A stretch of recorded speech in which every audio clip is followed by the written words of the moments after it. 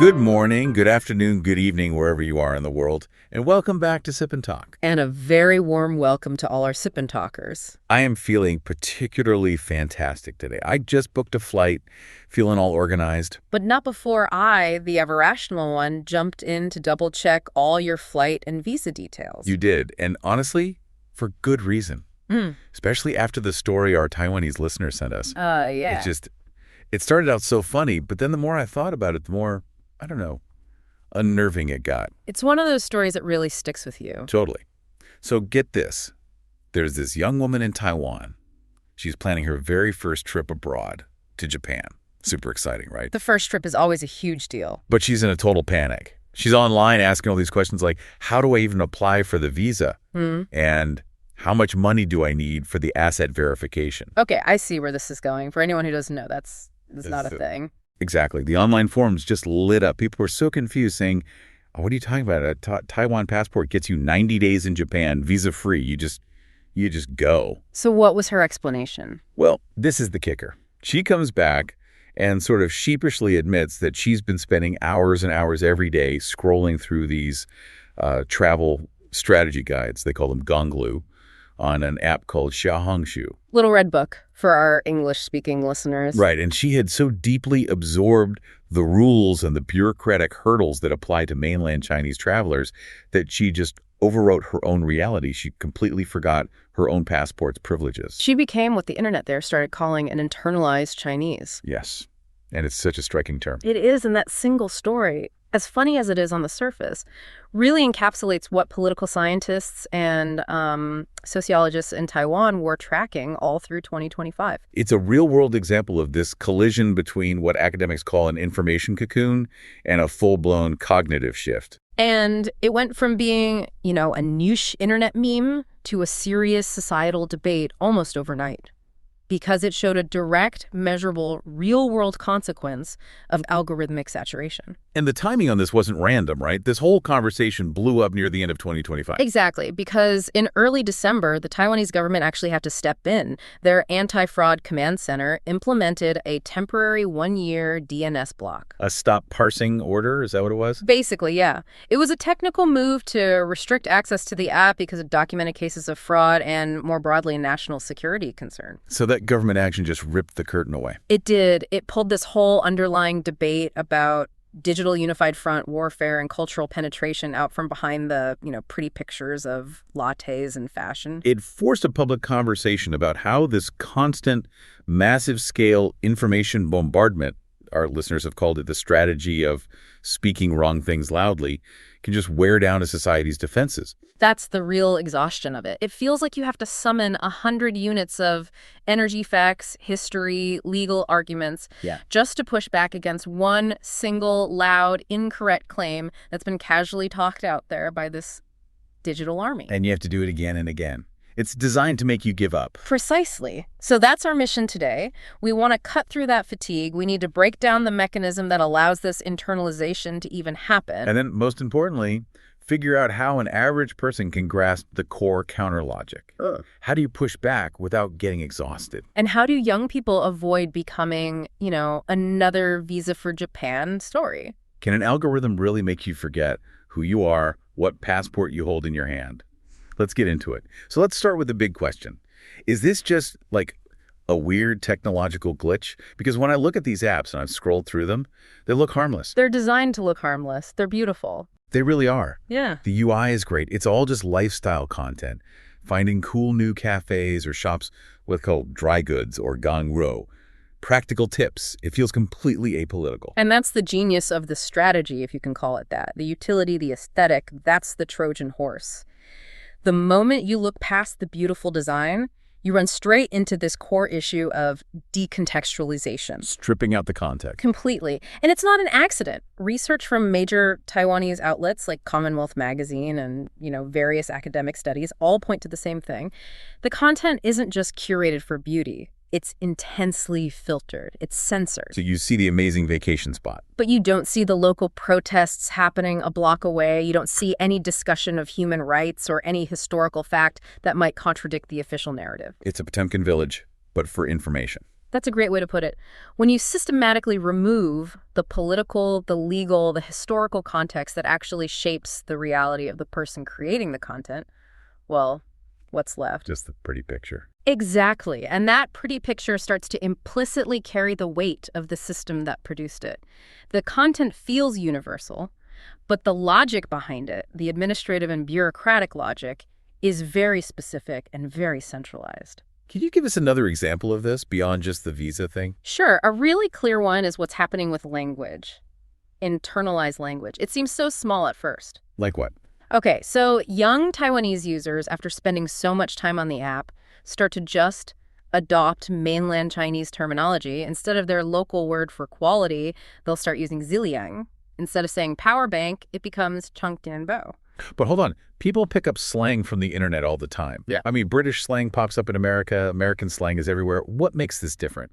The difference is the origin and the intent. This isn't an organic bottom-up slang that evolves in a community. These are standardized terms, promoted and crucially enforced by the same centralized entity that controls the entire information flow. So when you adopt the word, you're also adopting the system it came from. You're subconsciously accepting its authority. And it's a slippery slope.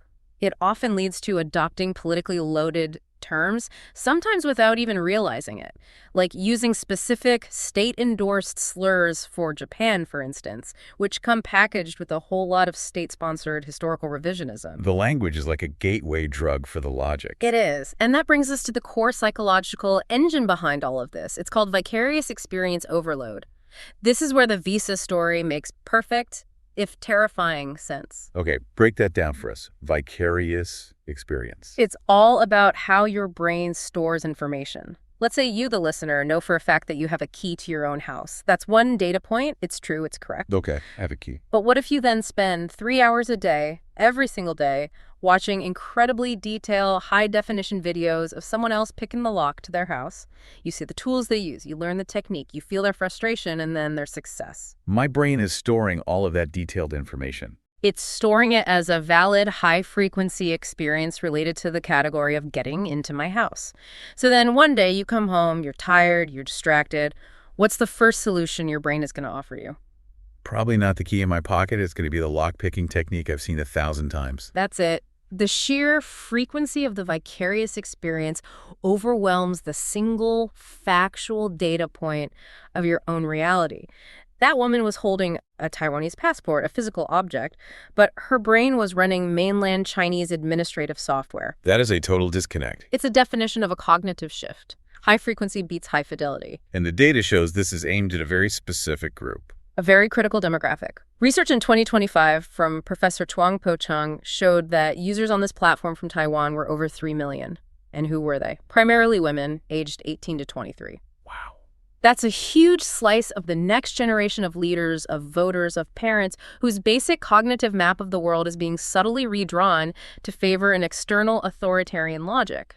And you have to put that against the hard facts, like the passport power. The objective reality makes it even more stark. The 2025 Henry Passport Index, for instance.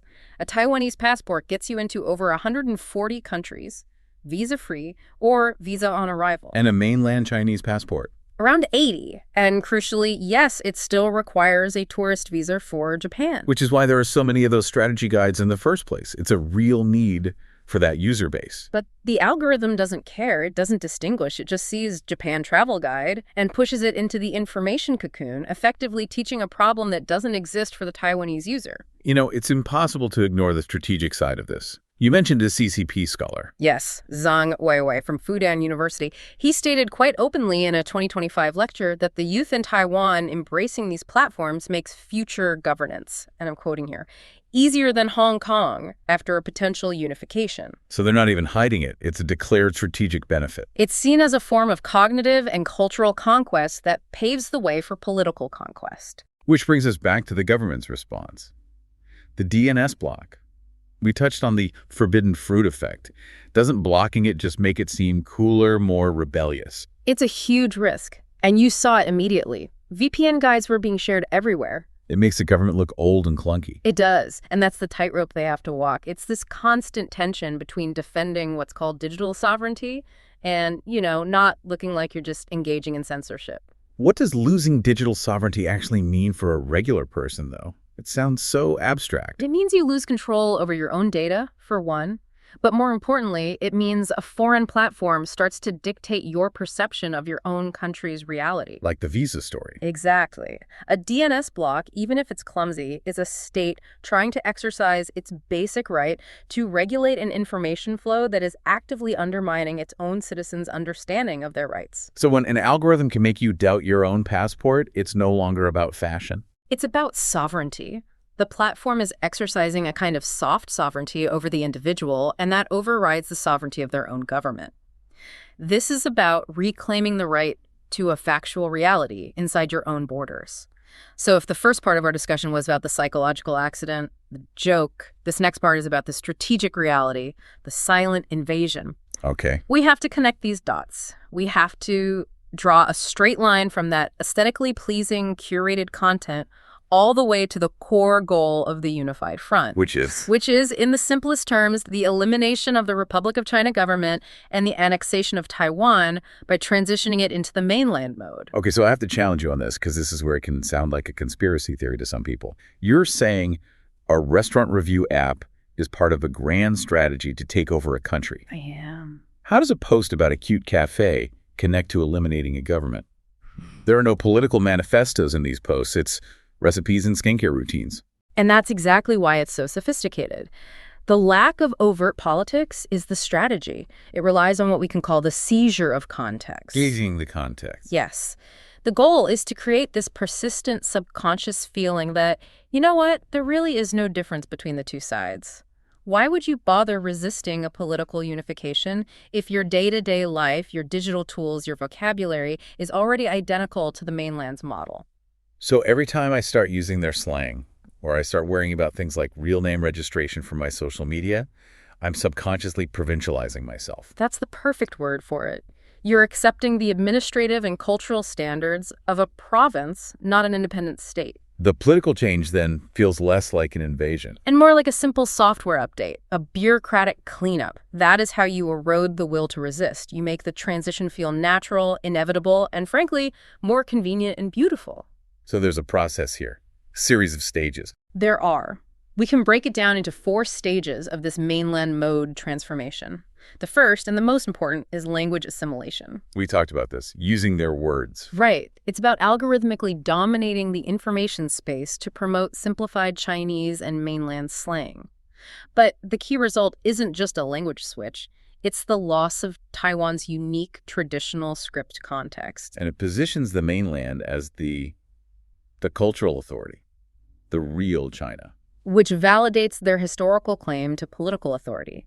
And that sets the table for phase 2, cognitive displacement. What does that mean? This is a direct information attack. The algorithm will actively suppress or just deprioritize any information that shows the Taiwanese government as stable or its policies as successful. That's systematically replaced with a flood of content that hammers home one message: China is strong, Taiwan is backward. So my phone doesn't show me stories about my own country's successes.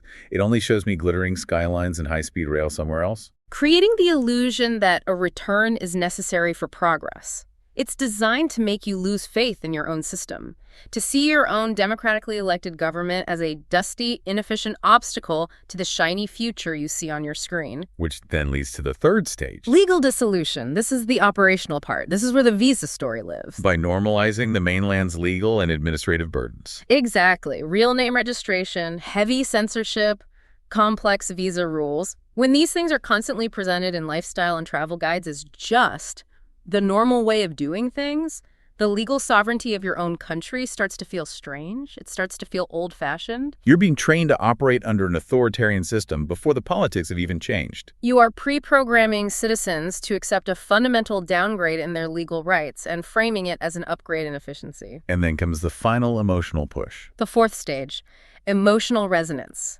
This is where they tap into shared culture. Spring Festival, popular movies, a hugely anticipated video game like Black Myth, Wukong. things that people on both sides genuinely get excited about. And that shared excitement is leveraged to build this deep emotional connection, to push the idea of national righteousness. It's all about framing the sovereignty dispute as just family matters, a domestic squabble. And what family does is work things out internally.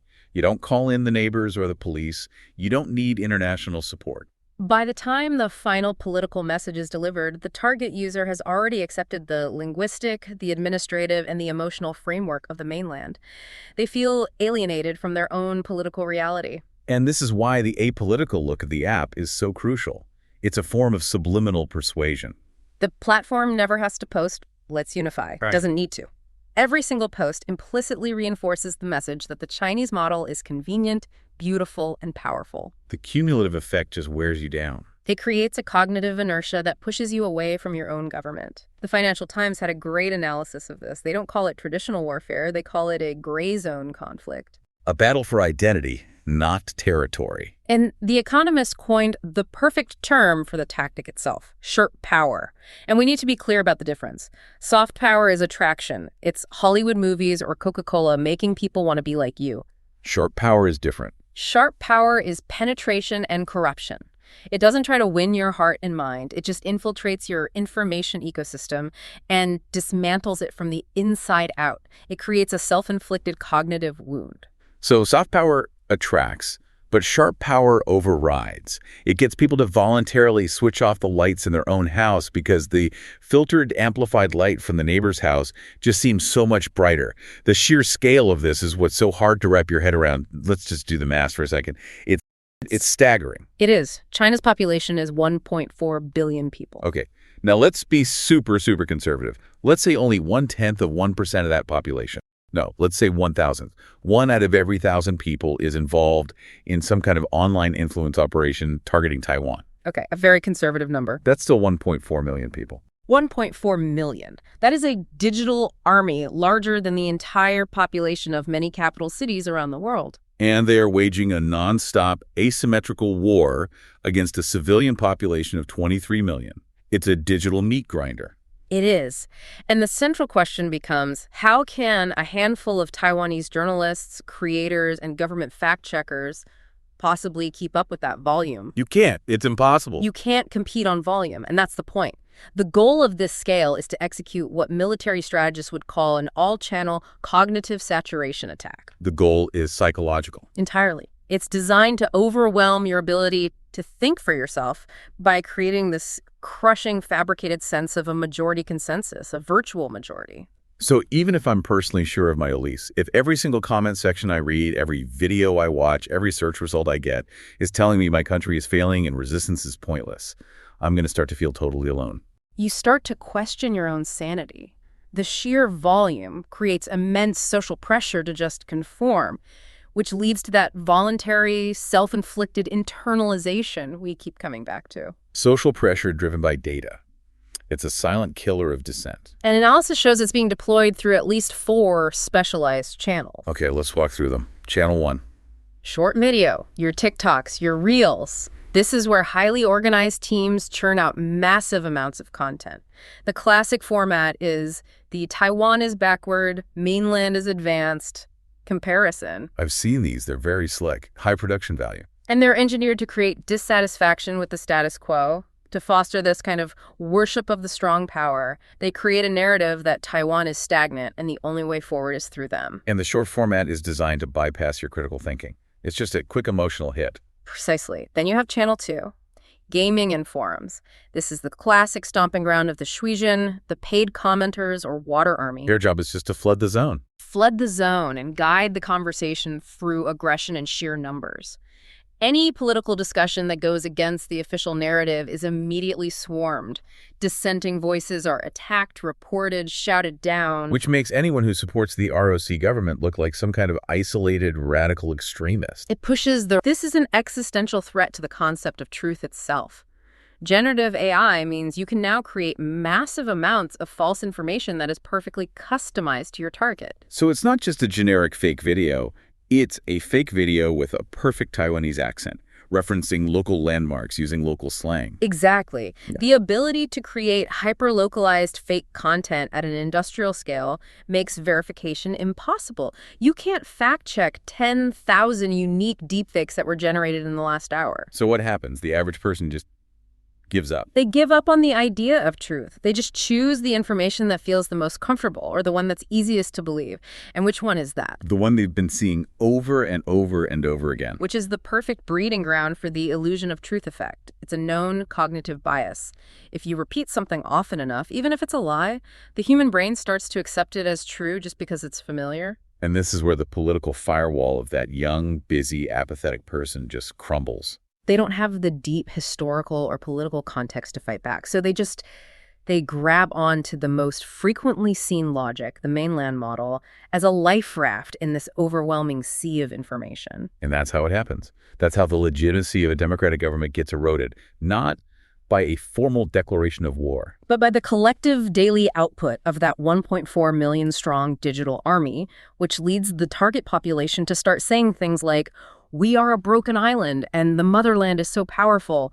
The scale isn't just part of the strategy. The scale is the strategy. Okay, so we've laid out the problem, the goal, the scale, the psychology. It's a lot. It feels overwhelming. It is. And we're up against what's known as Brandolini's law, the bullshit asymmetry principle. Yeah, the amount of energy it takes to refute bullshit is an order of magnitude bigger than the amount it takes to produce it. So how do we fight back without just burning out completely? We can't spend our whole lives fact-checking every single lie. And that is exactly what they want. They want you exhausted. They want you to give up the fight and just accept their narrative for the sake of peace and quiet. So you have to stop playing their game. You have to refuse to play. You cannot get dragged into an endless debate about Qing Dynasty tax records or obscure economic data. That's a trap. We need a core anchor, as the outline calls it. Something simple and powerful that can cut through all the noise. And that anchor has to be rooted in a modern, universal principle. And it is this. The basis of a modern nation is the consent of the governed, not the inheritance of ancestors. That's a really powerful pivot. You're refusing to get stuck in their history trap. They want you arguing about maps from 500 years ago. You have to drag the conversation, kicking and screaming into the 21st century, into modern international law. Sovereignty is about the present tense, not the past tense. Sovereignty belongs to the living, not the dead. So let's apply this anchor to their three biggest claims. Claim number one, the historical argument. Since ancient times. Right. The idea that because some emperor once controlled a piece of land, they have a claim to it forever. The trap is you get bogged down in arguing history. Exactly. The core anchor is sovereignty resides in the people. History is interesting, it's important, but it's the past. The ownership of a nation today belongs to the citizens who live there now under a shared social contract, not to some long-dead emperor. This is my property dispute analogy. Someone shows up at my house and says, "My great-great-grandfather built this house, so it's mine now." If you fall for their trap, you start digging up old blueprints from 100 years ago to argue with them. But the core anchor says, "Stop. I don't care who built it. I show them my current, legally valid deed of ownership, my proof of present sovereignty. And then I call the police, which in this case is international support, to enforce my current legal right." That is the perfect analogy. Now, claim number two, the emotional trap. Blood is thicker than water. We are all compatriots. Using shared culture and ethnicity to blur the political lines. The trap is emotional blackmail. If you reject them, you're a traitor to your own heritage. The core anchor is the citizen contract. Cultural identity is not the same thing as political allegiance. This is a globally accepted fact. We see it everywhere. Americans and Canadians share a language, a border, a huge amount of culture, but they are two distinct sovereign nations. Singaporeans are largely ethnically Chinese. They speak the language, they celebrate the same holidays, but they are absolutely not citizens of the People's Republic of China. Your political identity is a contract. It's based on shared laws and shared values, not on your DNA. It breaks the emotional argument instantly. And that brings us to claim number three, the threat trap, the most sinister one. Chinese people don't fight Chinese people. Which is emotional blackmail masking a very real military threat. The core anchor here is the simplest: fact check or reality check. You cannot use emotional language to hide physical coercion. When one side is pointing missiles at the other, when military jets are crossing the median line every day, the relationship is no longer compatriots. The relationship is aggressor and victim. That's the only language that applies. If one side uses the threat of violence to impose its will, all other labels become meaningless. Back to the house analogy. The person claiming my house doesn't just show up with old blueprints, they show up with a weapon. And the second they do that, the conversation about history is over. They are an aggressor, and you defend yourself. It's about maintaining that psychological clarity. And this is what authoritarian regimes fear the most. They hate discussing current legitimacy because their entire claim to power is based on twisting history. The ultimate defense is just to keep bringing it back to the present, to the idea of self-determination under a modern democratic system. So when someone starts going on about the mainland's economic strength, the counter question isn't about GDP, it's about legitimacy. It's, do the people there have the right to choose their own leaders? Do they have guaranteed freedom of speech? That's the core difference, the existence of the citizen contract. Which brings us to the final and maybe the most difficult piece of this puzzle, the blind spot: political fatigue. Right, because a listener could be nodding along with everything we've said, but at the end of the day, they're just tired. They're feeling what we're calling political defensive fatigue.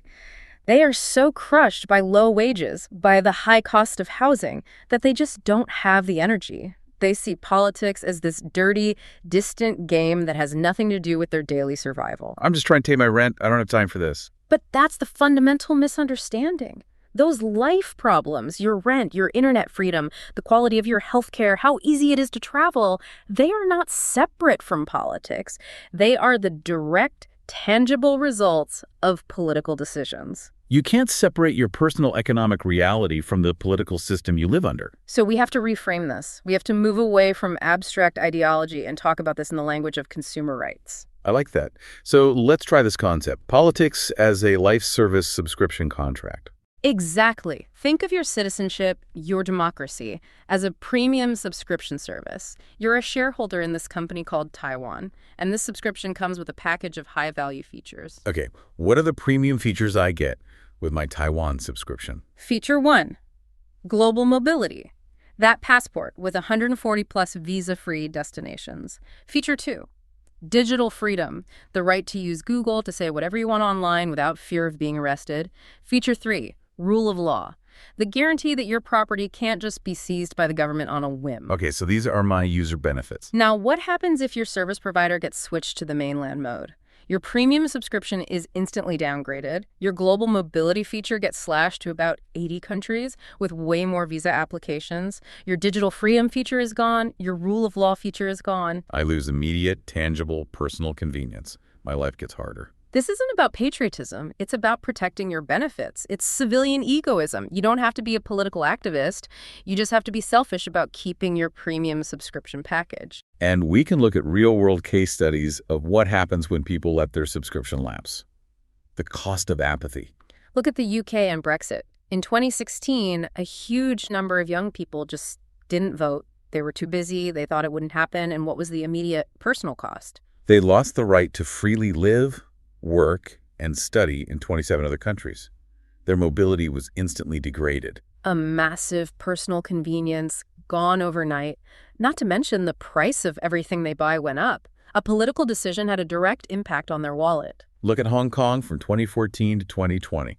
There was a lot of initial apathy. Politics is for the politicians. I'll just focus on my career. But by the time the collective woke up to the danger, the legal and information environment had already been mainlandized. The frog was already boiled. And the cost wasn't some abstract idea. It was the loss of a free press, the loss of the right to protest, the loss of the right to complain feature. And you can see similar stories in places like Venezuela, where apathy towards populist politics led to total economic collapse. Or even Ukraine pre-2014, where a belief in neutrality proved to be a fantasy when faced with a determined aggressor. The big lesson from all of this is that in this kind of asymmetrical information war, there's no such thing as political neutrality. It doesn't exist. Being neutral is just the act of tearing down your own firewall and letting the digital army march right in. So all this effort, all this engagement, it's not about being some political junkie. It's about protecting your right to be busy with your life. It's about preserving the system that gives you the freedom to worry about your job and your rent without also having to worry that your government will take away your passport or throw you in jail for a social media post. That's the premium contract you're fighting to keep. So to all our Sip and Talkers, especially the younger ones out there, if you're feeling exhausted, if you feel like your life is just too much to also have to worry about politics, please just remember this one thing. Politics is your life. You are able to sit here and complain about how high your rent is or how demanding your job is, precisely because you live in a place that still allows you to complain. Freely. Safely. Don't wait until the fire is at the head of the bed to start looking for the extinguisher. Protecting that most basic concept, that your country's legitimacy comes from you, the citizen, that is protecting your last bit of free space. It's protecting your personal convenience. It's the premium feature you can never let lapse. And we do want to be clear. In our conversation today, we focused on the objective analysis of these information warfare strategies. We're not criticizing any group of people or any culture. We're just trying to provide the facts and the counter logic to help everyone think critically in a very complex world. Stay alert, stay rational, and, protect your passport benefits. That's all the time we have for this episode of Sip and Talk. Please remember to subscribe and share our show if you found this valuable. And be sure to check out our old friend Mickey's YouTube channel, Mickey to Life, for some fun memes and his latest travel vlogs. We'll see you next time.